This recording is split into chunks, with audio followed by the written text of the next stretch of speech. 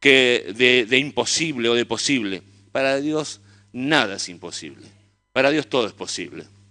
Mire, yo era un borracho, alcohólico, anduve en todas, ¿no? Yo hoy comentaba a la mañana que en el 85 conocí a Cristo y después me fui.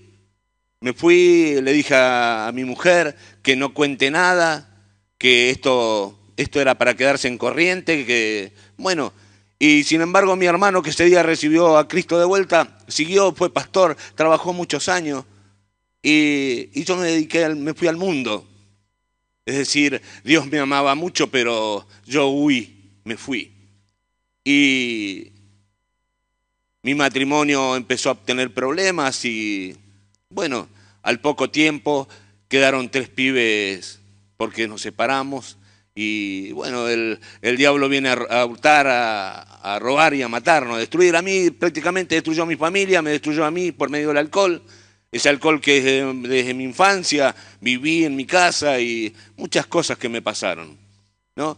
Pero gracias a Dios, después en el 2001 era empleado en el negocio donde estoy, donde ahí el pastor Ricardo Manuquian siempre pasaba por ese negocio y me hablaba de Dios.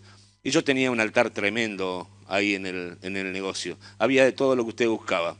Pero eso venía por la cultura, por mi cultura de mi infancia. En mi infancia me enseñaron que ahí había curanderismo, idolatría, y yo mamé eso desde chico, y entonces era como una tradición que tenía, una costumbre. No es que vaya a saber cómo es, pero algo que pegaba muy fuerte en mí. Y todo el transcurrir del 2001, 2002, 2003, yo fui creciendo económicamente y también fue creciendo la corrupción en mi vida y pasaban muchas cosas, ¿no? El alcohol hizo mella, yo vivía en las noches, traje a mis hijos conmigo y el dinero empecé a gastar por todos lados y cuando me quise dar cuenta, estaba endeudado, no tenía todo en contra.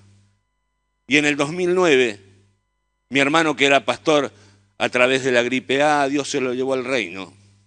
Y yo sufrí mucho cuando él se fue, porque para mí era algo, y pensaba que por qué lo llevó a él si era, yo, era mejor que me hubiese llevado a mí, ¿no?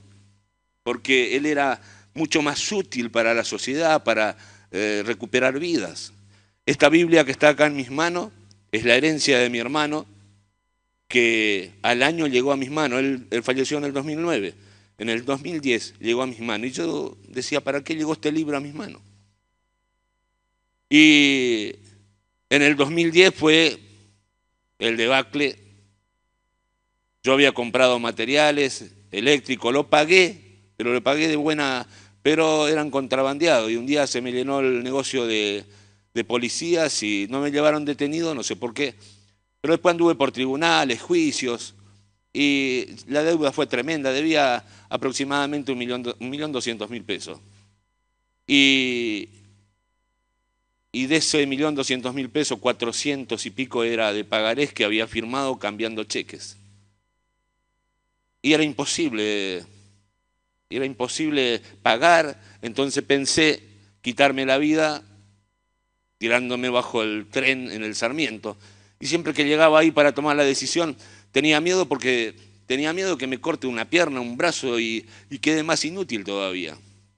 Entonces le llamé al pastor Ricardo y le dije, como él había respetado siempre todo el santuario que tenía, llamé y le dije, pastor, no sé qué hacer. Hoy no creo que pases la vida del Sarmiento. Y él me dijo, quédate Tito ahí que yo voy. Fue y me habló del Valle de los Huesos Secos, cosa que yo no entendía nada. Pero me habló de unos huesos y que Dios volvía a recuperar todo y que había una posibilidad y que iban a soplar vientos distintos sobre mi vida. Y después, con el tiempo, leyendo la Biblia, dice que iban a soplar vientos de los 4 puntos, ¿no? Es como si profetizó. Y cuando él me dijo que venga a la iglesia, yo dije, el pastor tiene mucha influencia. Y por ahí me consigue un préstamo en el banco para pagar. Y sí, la influencia del Espíritu Santo de Dios, porque él me abrió una cuenta corriente en el Banco de la Fe. Y el Señor Jesucristo me dio un cheque. Y yo fui llenando eso, pero con corazón.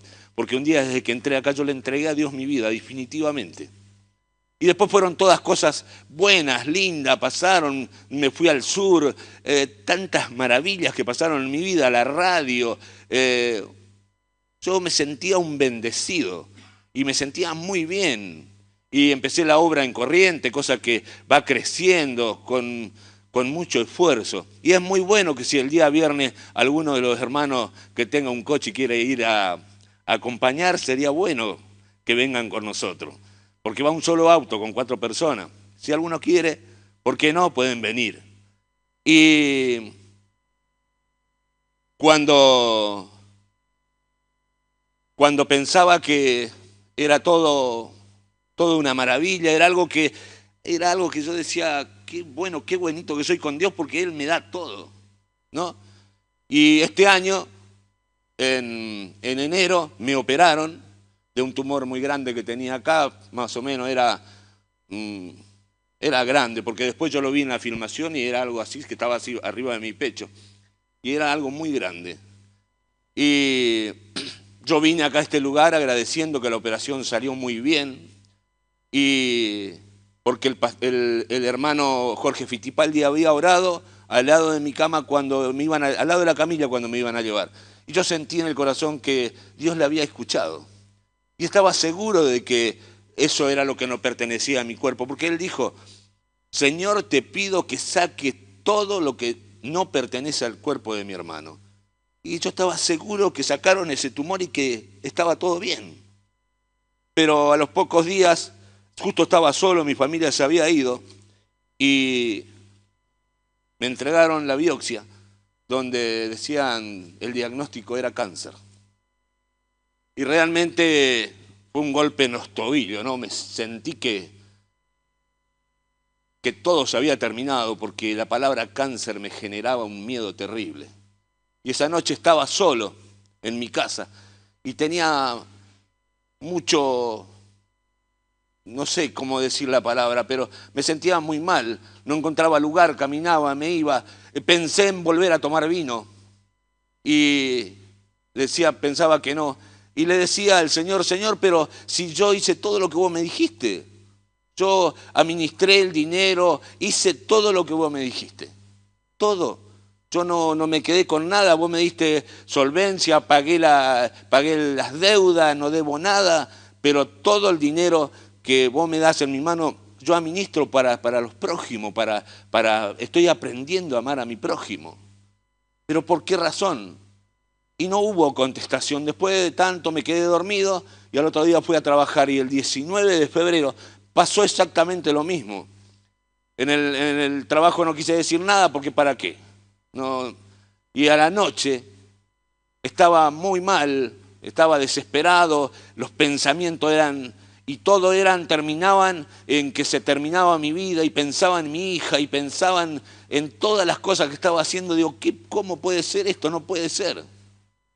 Y esa noche le dije al Señor a las 12 de la noche, no sé, una hora así, le dije, Señor, yo lo único que te quiero pedir, que se haga tu voluntad es indiscutible, pero dame coraje, dame dignidad. Yo quiero trabajar para vos hasta el último día de mis días, pero dame coraje, dame dignidad. Yo no te pido nada. Solamente quiero esa paz que sobrepasa mi entendimiento, que está en la palabra de Dios. Y desde ese día, hermano, usted puede creerme o no creerme, pero yo al otro día entré al negocio y para mí estaba todo bien. Y empecé a hablar desde ese día en el negocio de que Dios me había sanado y que Dios me iba a trabajar y es como si la enfermedad se puse al costado. Después vino la segunda ecografía donde dicen que, acá está en los diagnósticos, que dicen que tengo las 2 tiroides con unos quistes grandes como cáscara de huevo y todo, y bueno, ¿qué va a hacer? Entonces me querían operar, pero yo me negaba a la operación. Y estaba mi familia, me decía, tenés que operarte, pero yo tenía mucha fe en Dios. Y seguía haciendo lo que Dios me mandó a hacer. Desde el día que crucé esa puerta y que vine a Cristo es el cambio y Cristo cambió mi vida. Y hace una semana me entregaron la última ecografía, porque ya esa ya era la definitiva, si no me tenía que rendir y me tenían que operar. Y en la ecografía última salió que el cáncer desapareció. Que las tiroides están limpias. Que Dios es milagroso. Que Dios es el que nada es imposible para Dios. Yo lo que quiero para mi vida es que Dios me permita ir por todos los lugares y por todos los rincones, ir llevando la palabra de Dios y contando lo que Dios hizo en mi vida. Pero no solamente eso, porque en los lugares que quiero transitar, que es el monte, el campo, en Corrientes, donde sea, pero ir y llevarle a mis hermanos alimento, llevarle medicina y por qué no algún día doctores que vayan a esos lugares, pero también llevarle la palabra de Dios, que es la que sana el alma, la que sana el espíritu. Dios es el que maneja nuestros tiempos. Yo le agradezco la misericordia de Dios y tenía que compartir esta palabra para ustedes. Dice la palabra de Dios: y miré aquí un caballo blanco, y el que montaba tenía un arco, y le fue dada una corona, y salió venciendo y para vencer. Pelearán contra el Cordero, y el Cordero los vencerá, porque Él es el Señor de señores y Rey de reyes, y los que están con Él son llamados y elegidos